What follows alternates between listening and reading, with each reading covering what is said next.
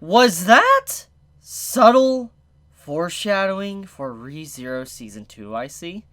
I'm not going to get into too many details on it, but that rose wall scene where he looks towards sky, I don't know if that was intentional or not, because we do know that ReZero Season 2 was announced, and probably when they were making this, they were under the impression they were aware that Season 2 was coming out, so obviously, you know, seeing something like that, it feels like that's perfectly timed for something that happens in the future. I could be wrong there, but it just like, after recently reading the web novel of ReZero and seeing that scene in Isekai Quartet, I'm like, there's something weird about that. But okay, anyways, with that out of the way, don't want to get into too many spoilers, let's talk about this episode. So, if you like KonoSuba, this is your episode. Like, legit, this is your episode. Because there is pretty much almost every single KonoSuba reference is used in this episode, besides Hi Cosmodus. The reason why is because that was used in last week's episode. But what this episode has going for KonoSuba fans is that, number one, there was transition scenes. Now, if you remember from KonoSuba, like, you know, the original KonoSuba, like the anime, you will know that there is transition scenes where it shows the characters and it cuts from one scene to the next and all that, and you see that displayed throughout this episode of Isekai Quartet. You see to where the title of Isekai Quartet is shortened like KonoSuba, but also you see the KonoSuba cast members in the transition screens, which is just very reminiscent of KonoSuba. So, this episode, very KonoSuba-like. If you like the style of KonoSuba, then this is your episode. Now, all of our main characters of KonoSuba, like Megami, La Latina, to Aqua, and Cosma, they have a little bit of time to shine. We get to see their classic nature of how they interact with each other, and I think if you're a fan of any of those four characters, obviously, you're also going to love this episode. So, let's get right into it. La Latina. Easily one of my favorite moments of the episode, because Darkness, she is a funny character. She's funny, and the way she interacts with everyone around her always just amuses me. And seeing how her entire point of wanting to do a talent show, she's like, okay, here you go, sir, here's a whip and all that, and now use that on me. And I'm like, seriously, Darkness, are you serious right now? Like, are you serious? It is so funny, the way she was just being all calm about it, and when she's, like, doing it, but she's just, like, all happy and excited, and then you have the officer, he's like, whoa, whoa, whoa, whoa, whoa, whoa, I'm not like this, and everybody's just calling him scum and all that. He's like, no, I'm not scum, what are you doing? And then Subaru walks up and acts like a white knight, just to say, hey, man, you shouldn't be treating women like that. I'm just like, Subaru. Like, Subaru, come on, man. Like, come on. Like, there was just so many interactions in this episode that fit the characters that this is what I've been craving. Honestly, this is what makes Isekai Quartet so fascinating. It's because seeing stuff like this, seeing our characters actually interacting and having things that mesh so well together. For instance, La Latina and her antics and how it meshes with all the other characters, it's great. Subaru wanting the White Knight, even better. But then, to expand upon this as well, I'm really loving the Ram and Kokutis, you know, exchange between these two characters. Like, I'm loving how they agree upon things. Like, Kokutis is, like, looking at Ram like, I respect her. I respect her a lot. It's like he's kind of slightly crushing on her, and I'm like, I did not know how much I need a Ram and Kokutis, like, relationship in my life until I watched Isekai Quartet, because they're very similar in a way. Like, you know, Ram is very stubborn, aggressive, and she's just brutal, and you have Kokutis, which is like a warrior. He's someone that follows the warrior path and all. He's very honorable. And so seeing someone like Ram, he kind of respects her. And I'm just like, yeah, I see why that is a thing. And I'm just like, I did not know how much I needed that character interaction, like, you know, Albedo and Rim's interaction until today.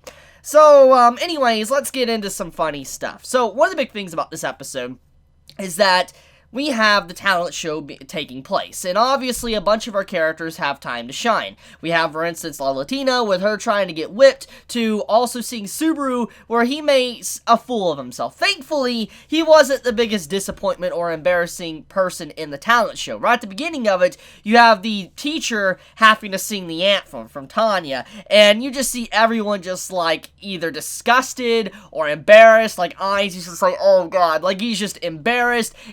It's a really great opening to the talent show. So when Subaru walks along and he's like, okay, I got a talent, I want to show all of you guys, and I'm thinking to myself like, what is Subaru really going to show? Because at the end of the day, once again, he is a normal boy. Yes, he has returned by death, but that is not something he's going to use. Because as clarification, just a reminder for everybody of ReZero, or if you haven't watched ReZero, Subaru does not use his power return by death if he doesn't have to. Like, he does not want to die. He doesn't want to die, so if he can stay away from that, he will. He will navigate as far as possible away from death as he can until he must. And so, there's no way he was ever going to use that for the talent show, so it fits very in line with him. So I was questioning, like, what's he going to do? What's he going to use to be able to demonstrate his talent?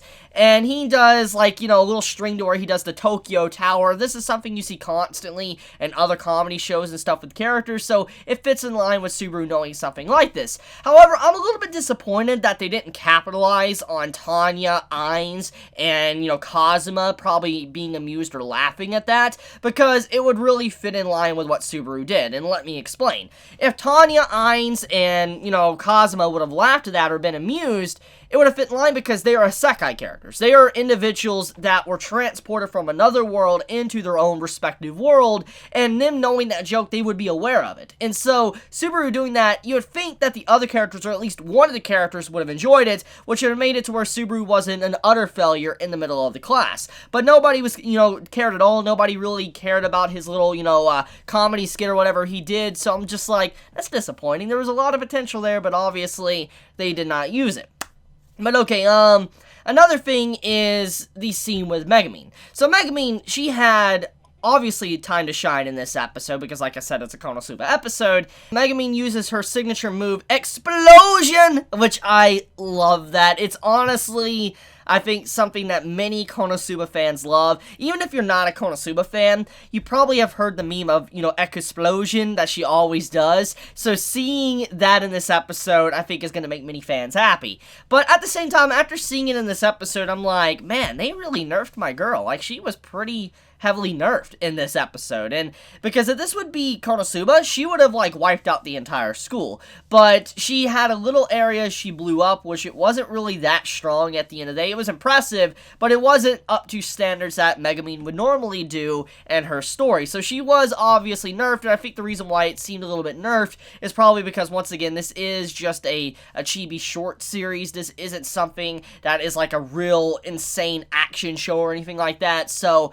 obviously the overall production quality on certain scenes will be lower than normal and smaller scale. So for Chibi characters, we have a Chibi explosion, so it kind of fits in line overall. But yes, she was definitely nerfed. However, Ainz going in and using his power, I'm amused by that. I'm really amused because the way Ainz was talking, it was leading up to something that he did at a business as a salaryman. I'm like, what's he gonna do? But then he just changes the weather to snow, and I'm like, what did he do? Like, I don't know. Maybe I'm, you know, forgetting something in the light novels, if anyone could clarify in the comments below to me, but I don't remember what Ainz ever did, if that's something new that was just added into this series, but Ainz just, like, changing the weather, even though he said that he did this at his office job. I'm like, huh? But, yeah, it was great seeing him change the weather, and then the music at the end of the episode. It really fit the theme, because, honestly, I want to be real here.